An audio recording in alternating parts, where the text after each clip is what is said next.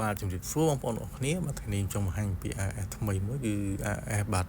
26.2.1 បាទ Apple ទៅតែទម្លាក់បាទដូចការពីយប់មិញនេះណាបាទអញ្ចឹងបាទសម្រាប់ AS នេះគឺអត់មានការ update បាទច្រើនណាស់ណាទេបាទគឺផ្ដោតសំខាន់បំផុតបាទគឺទៅលើការជួសជុលបាទជាមួយនឹងបាទមានការបាទ update បាទ provide បាទទៅលើបាទ support ទៅលើ AirTag ណាបាទជំនាន់ទី2បាទអញ្ចឹងការជួសជុលនេះគឺជួសជុលទៅលើ version ចាស់បាទគឺ iOS បាទ 26.2 នោះបាទ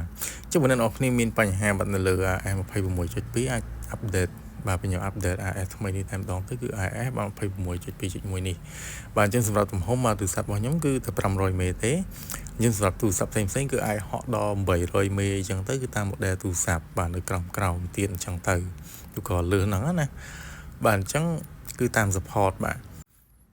បាទចឹងសម្រាប់ខ្ញុំបាទផ្ទាល់គឺអត់ទាន់បានប្រើនៅ AS មួយនេះទេបាទដោយសារតែអត់ទាន់មានពេល update ណាបាទអញ្ចឹងគឺការ update គឺយើងចូលមក setting ហើយ general មកបន្ទាប់មកចូល software update មកគឺយើងនឹងឃើញទម្រង់បែបនេះតែម្ដងបាទអញ្ចឹងពេលទំនេរខ្ញុំនឹង update តែម្ដងខ្ញុំដឹងថាតើដំណើរការនេះគឺល្អឬក៏អត់អញ្ចឹងណាតែបើតាមមតិ comment មួយចំនួនភាគច្រើនគឺបើអត់សូវស៊ីថ្មកម្ដៅរៀងថយចុះជាងមុនជាមួយនឹង performance គឺដើរស្រួលបាទដូចគ្នាបាទនេះតាមមតិ comment មួយចំនួនណាបាទ